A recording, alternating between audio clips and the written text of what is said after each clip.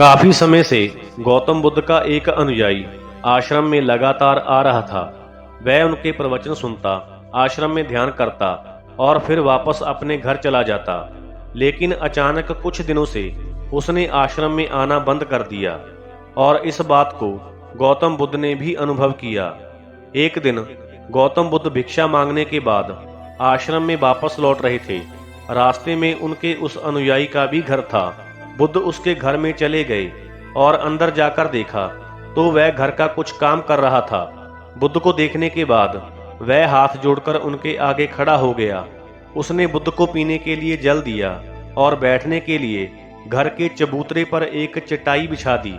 चटाई के ऊपर बैठने के बाद बुद्ध ने उससे पूछा, तुम्हारे घर परिवार में सब ठीक तो है ना?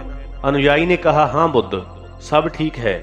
बुद्ध ने पूछा, अगर सब ठीक है तो फिर तुमने आश्रम में आना क्यों छोड़ दिया? यह सुनकर अनुयायी थोड़ा शर्मिंदा होते हुए बोला, अब मैं आपको क्या बताऊं बुद्ध? गौतम बुद्ध ने कहा, तुम बिना संकोच कह सकते हो।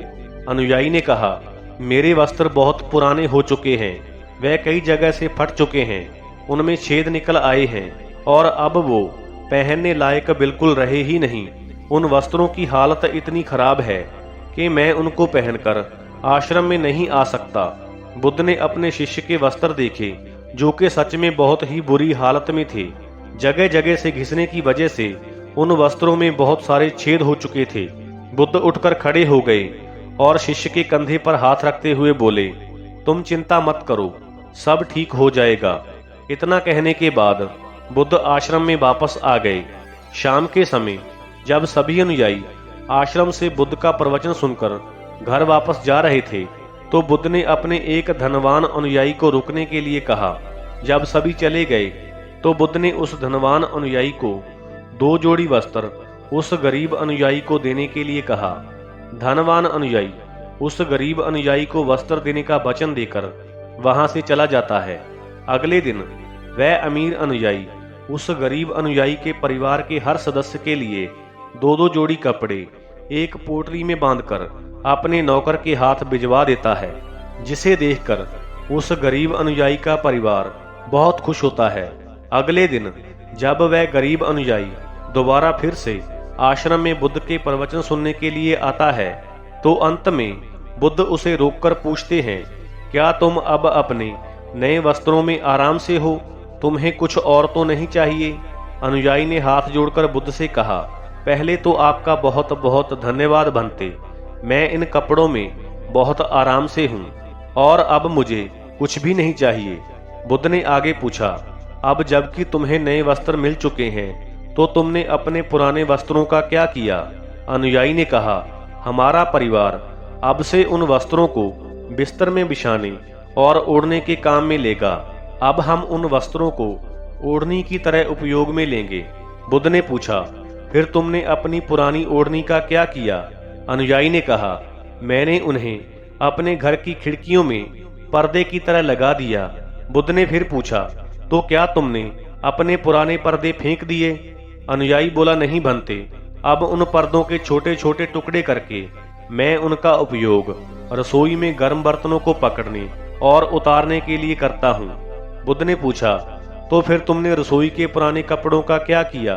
अनुयायी बोला, अब मैं उन कपड़ों का उपयोग घर में पोछा लगाने के लिए करूंगा। बुद्ध ने कहा, तो फिर तुम्हारे पुराने पोछे का क्या हुआ? अनुयायी ने कहा, बुद्ध, वो पुराना पोछा इतना खराब हो गया था कि अब उसका कुछ भी नहीं किया जा सकता था। इसलिए मैंने उस पोछे से एक एक धागा निकाल के दिए के लिए बातियां बना ली हैं और उन्हीं में से कुछ बातियां मैंने यहाँ आश्रम में दान कर दी हैं, जो आज रात से इस आश्रम में प्रकाशित होंगी।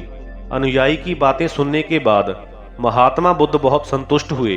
वह इस बात से बहुत खुश थे कि उनका शिष्य वस्तुओं को बर्बाद नहीं करता, बल्कि उनका अच्छी तरह से उपयोग करना जानता है। गौतम बुद्ध हमेशा ही सभी को बहुत कम वस्तुओं से जीवन निर्वाह की शिक्षा देते थे। साथ ही उनका ये भी मानना था कि यदि हमारे पास कुछ भी हमारी जरूरत से अधिक है तो हमें उसे दूसरे जरूरतमंद लोगों को दे देना चाहिए। काश हमारी आज की पीढ़ी भी बुद्ध की इन्हीं बातों को अपना पाती। आज के समय में बहुत से लोगों के पास जरूरत से ज्यादा चीजें हैं, लेकिन लोग दिखावा करने के चक्कर में बिना जरूरत की चीजों को खरीद कर अपने पैसे और दौलत को बर्बाद करने में लगे हुए हैं। बहुत से लोग नई चीजें खरीद कर तो ले आते हैं, परंतु थोड़ा सा उपयोग करने के बाद उनको साइड पर रख देते हैं और किसी जरूरतमंद को कुछ ना देने की वजह के कारण ऐसी चीजें वहीं पड़ी पड़ी खराब और बर्बाद होती रहती हैं, जो कि बहुत दुर्भाग्यपूर्ण बात है। कुदरत ने भी हमें बहुत सी बेशकीमती चीजें दी हैं, जिनमें हवा, पानी, पेड़ पौधे आदि शामिल है, लेकिन इंसान तरक्की के नाम पर ऐसी अनमोल चीजों को भी बर्बाद कर रहा है, जिसका नुकसान हमें आने वाले समय में पता लगेगा। इसलिए हम सभी का ये फर्ज बनता है कि कुदरत की दी ऐसी अनमोल चीजों को संभल कर और संयम से उपयोग करें, ताकि हमारी आने वाली पीढ़ियों और हमारे बच्चों को ऐसी अनमोल चीजों को पाने के लिए किसी परेशानी का सामना ना करना पड़े। धन्यवाद।